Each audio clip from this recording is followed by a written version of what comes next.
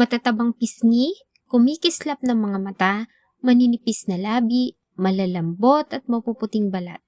Sino namang hindi mapapangiti at manggigigil pag nakita ang cute na si Baby Pipay o Baby Joshelle K.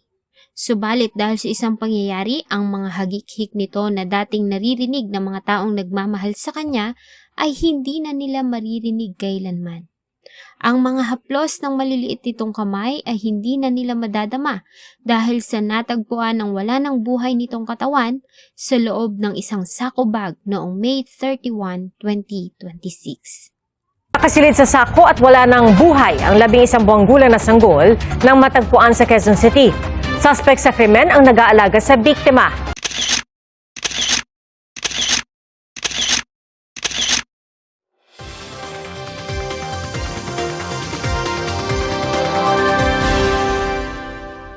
May 29, 2026, nang unang makatanggap ng report ang tanggapan ng kapulisan ng Quezon City Police Department tungkol sa pagkawala ng 11 months old pa lamang na si Baby Pipay.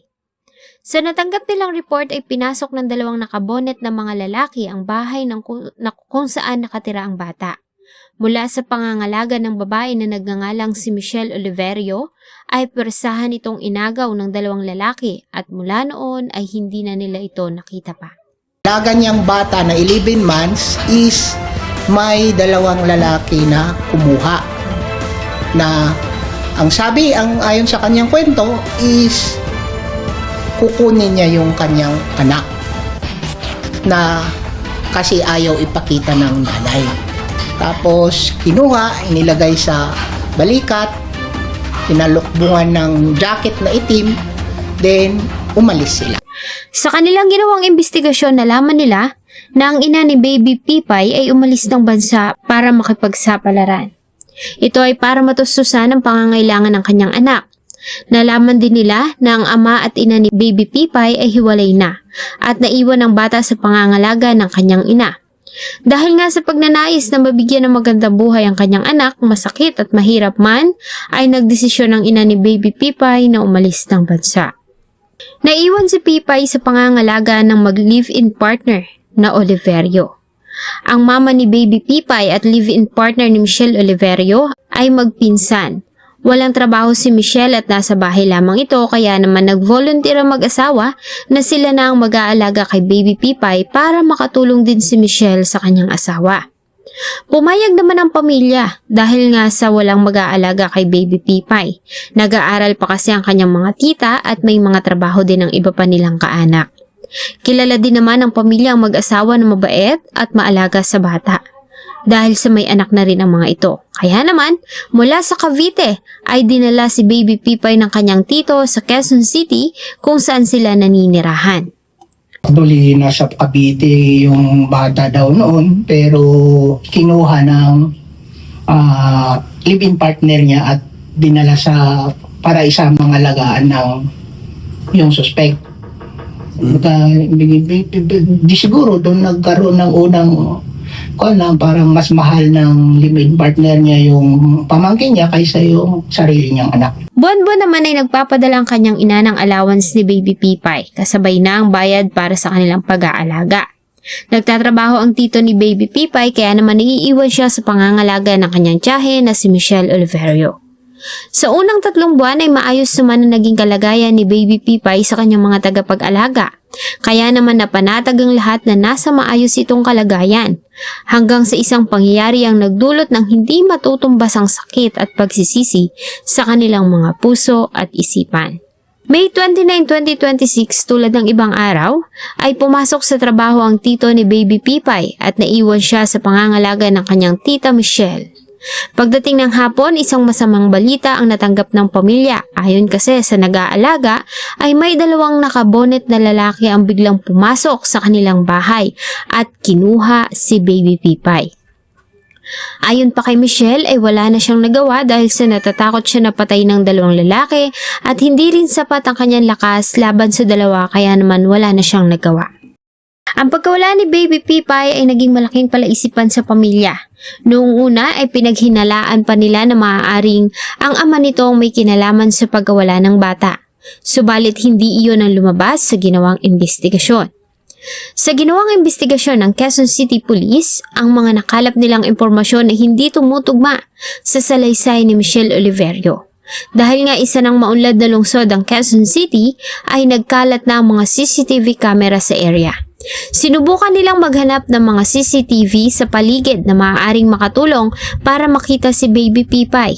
Subalit nahimay na nila ang lahat ng CCTV camera sa area, ngunit walang nakuhaan ang CCTV na dalawang lalaki na may dalang bata, tulad ng salaysay ni Michelle Oliverio.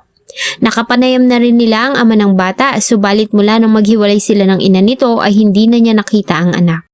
Dahil dito ay muling binalikan ng mga pulis ang bahay ng mga Oliverio sa Quezon City para makahanap ng clue o kahit na anumang ebidensya na magtuturo sa mga suspect na dumukot kay Baby Pipay.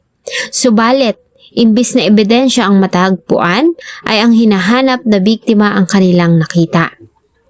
Nang magsagawa sila ng inspection sa bahay ay una nang napansin ng mga investigador ang kakaibang ikinikilos ni Michelle Oliverio. Hindi ito mapakali at nanginginig ang mga kamay.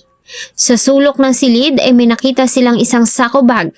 Binuksan ito ng mga investigador at ganoon na lang ang panlulumo ng lahat dahil sa naroon lang pala ang 2 araw na nilang hinahanap na si Baby Pipay. Wala na itong buhay at nagsisimula na ring mabulok ang katawan. Wala ka bang naamoy napaiyak? Sabi niya, andun sa taas yung bata. Pagdating sa taas, andun yung parang sako bag na may nakadapo na nalangaw. With that, Dahil dito ay agad silang tumawag ng SOCO para maproseso ang crime scene. Mula sa loob ng sako bag ay maingat nilang inilabas ang wala ng buhay na katawan ni Baby Pipay. Sa initial investigation, nakitaan ng biktima ng malaking sugat sa kanyang ulo na siyang naging dahilan ng kanyang kamatayan.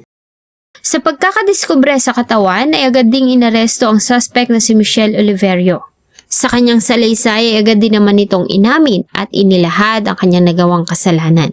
Ayon kay Michelle, sobrang pagod ang naging dahilan kaya niya iyon nagawa sa pamangkin ng kanyang kinakasama. Pagod na umano kasi siya sa paglilinis ng bahay, paghuhugas ng plato at paglalaba. Sumasabay pa ang pag-iyak ng bata.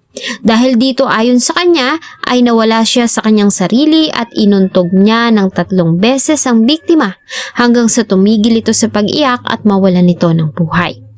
Matapos ang ginawa ay binalot niya ang katawan at inilagay sa loob ng isang sako bag. Nilinis niya rin ang mga patak ng dugo sa loob ng bahay at pinalabas na dinukot ang bata. Plano niya sana na itapon ang katawan subalit walang pagkakataon dahil sa nasa bahay na ang kanyang asawa pagsapit ng gabi at sa araw naman ay maraming tao na makakakita sa kanya. Kaya naman 2 araw pa na nanatili sa loob ng bahay ang katawan hanggang sa tuluyan na nga itong matagpuan ng mga pulis. Sa ginawang validation ng PNP ay wala silang nakitang anumang record ng suspect sa lugar. Bihira itong lumabas ng bahay at maasikaso din sa kanyang mga anak at asawa. Malimit din itong makita ng mga residente sa area na naglalakad buhat-buhat si Baby Pipay kahit saan ito magpunta. Kaya naman marami ang nagulat sa nagawa nito sa walang kalaban-laban na musmos. Ganun pa man, marami ang nagsasabi na ang suspect ay mahilig magsugal na tinatawag na scatter at dahil dito ay nabaon ito sa utang kaya naman maaaring stress ito at ang bata ang kanyang pinagbuntunan. Amin po ako sa pagpapay ni Gisela Kay na hindi ako nagsinasadya yung ginagawa ko sir kasi ngayong panahon na po sir nawala na po sa pag-isip kasi dami akong ginagawa sa sobra tali yung pagod ko sir yun siya lang ang nagano ko Noon lamang June 10 na ipinagdiwang ng pamilyang ika-1 taong kaarawan ni Baby Pipay kahit pangawala na siya. Habang ang ibang sanggol ay mahimbing na natutulog sa piling ng kanilang mga magulang, si Baby Pipay ay pinagkaita ng pagkakataong lumaki, matutong maglakad, magsalita, tumawa at mangarap. Ang sasabihin po una po sir, sana po mapatawad ko sa tamang panahon, mapapatawad ko magpapatawad ako. At yung ano ko po, sir, kasi nanay, naamin ko yung lahat. Ako ang pumatay sa anak niya.